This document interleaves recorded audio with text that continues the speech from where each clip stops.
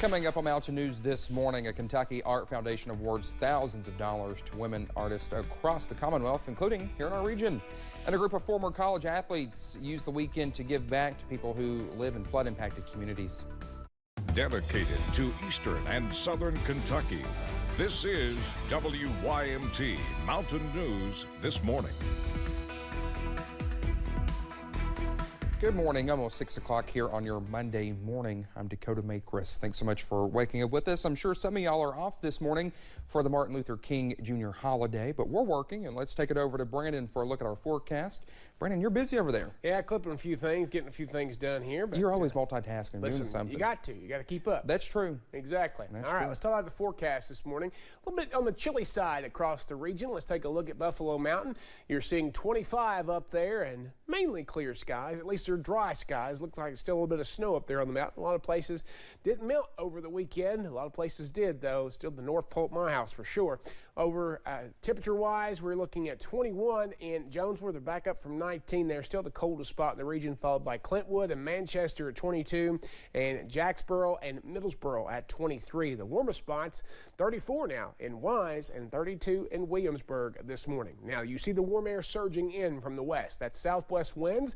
That's going to crank us up a few degrees there to 55 this afternoon, but a lot of spots freezing or below this morning, including Myrtle Beach, Charlotte, Washington, D.C., New York City, Atlanta's close there at 34, Pittsburgh and Columbus all below freezing this morning. So a little extra to max warming need on your coffee meter this morning as you head out the door. And if you're grabbing you a bite of breakfast or a donut as you head out the door, it's going to be one of those days where the temperatures are going to be nice, but the conditions not so much. Not too much sunshine after lunchtime today. Those rain chances will pick up a little bit later on as well. Dakota?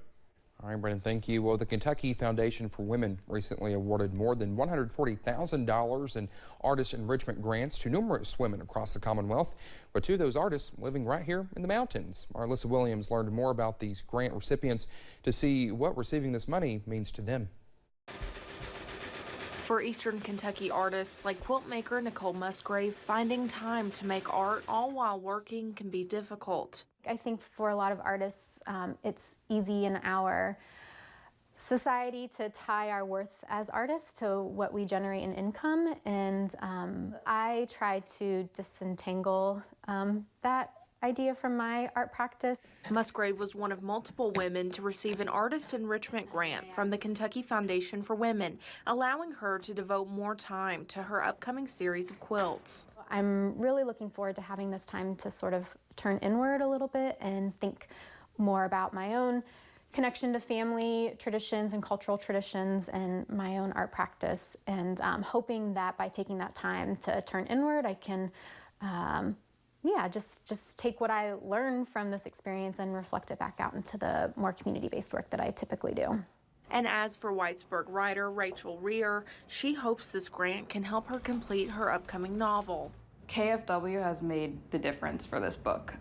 They supported me with a writing residency last summer where I got to work on the book project, and now giving me this grant to support the rest of the project and hopefully see it all the way through and see it come out into the world is just, I can't even put it into words. Rear says organizations like KFW help to give female artists a platform to foster their abilities that they might not have received otherwise. I think having an organization like that that solely supports women is so important, because it gives women artists confidence and it shows them that someone believes in what they're doing and someone finds it so valuable for the rest of the world to see that they're willing to invest in it and to create opportunities for that art to be created.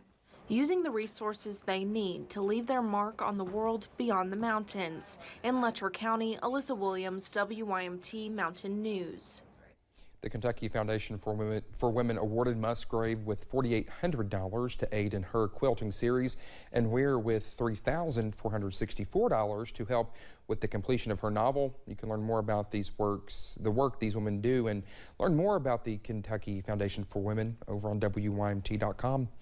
Former Eastern Kentucky and University of Kentucky athletes got the chance to give back to the region during the weekend. Coaches and players came to Hazard with baseball and softball equipment to give out. Former Kentucky softball player Emily Gaines, who is from London, says giving back is part of her DNA. We all are in the mountains, so we just wanted to help our people. You know, we all kind of come together in these times. So. Well, they gave away equipment ranging from Little League sizes to high school. Researchers at the University of Kentucky are showing the impact of COVID vaccines on expecting mothers. Well, they studied 120 women in partnership with an Oregon university. It showed the vaccine produced a good immune response on the mom and benefited her unborn baby as well. It really allowed us to look at the levels of maternal antibodies and then the levels of those maternal antibodies, not only in the mother's circulation by looking at mom's blood, but how many of the maternal antibodies have actually crossed the placenta into the baby. Doctors say it's important for pregnant women to get as they are in a state of immunosuppression, and they see it as an opportunity for newborns to have protection against COVID that they can't otherwise receive. New research has found a possible genetic cause for why some children who've had COVID also develop multi-system inflammatory syndrome, often referred to as MIS-C. For those unfamiliar, MIS-C is a rare but potentially life-threatening condition which can impact different parts of the body, like the heart, lungs, and brain.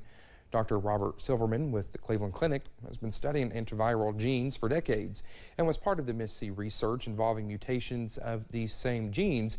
He says the research is still far from over, and they're hopeful about how these findings can help with other infections. Another possibility, a possible advantage of the studies that it could lead to breakthroughs or discoveries about other chronic viral infections and inflammation in particular. The CDC reports more than 9,000 cases of MIS-C have been reported in the United States. Well, in the event that winter weather returns to our region, we have a reminder for parents about coats and car seats. Kids' puffy coats and car seats are a dangerous combo. That warm coat can actually get in the way of protecting your child in a crash. Car crashes are the #1 killer of children up to 13 years old. So parents are advised to limit the layers of padding or clothing between a child and their harness to protect them as much as possible. But in the event of a crash, when they are restrained in the car seat with a puffy coat on, that coat kind of collapses and gets smashed under the seat belt, leaving a gap, which can cause the child to slip in the car seat and they won't be positioned properly. And worst case scenario, they can even slide out of the seat and be ejected. Well, here are some tips for safely buckling a child into their car seat. Warm up your car ahead of time. Keeping the car seat inside the house will keep it as warm, as well as making it easier to secure the child. Fleece outerwear is recommended because it's thin enough to work well under seat belts, yet warm enough to keep children comfortable. Secure the child in the car seat without their coat on, and once the child is strapped into the car seat, you can put their coat on them backwards or wrap them with a blanket. Never fit a seat belt over the blanket.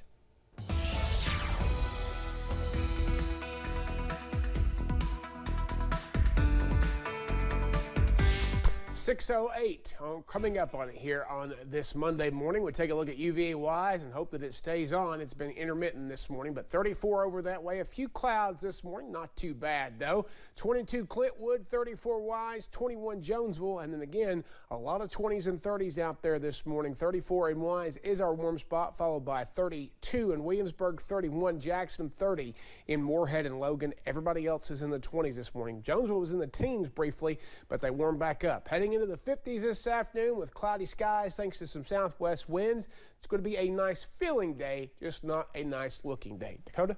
All right, Brendan, thank you so much. When we come back, House Republicans request the White House to turn over all information related to its searches that uncovered classified documents at President Joe Biden's home and former office. Stay with us.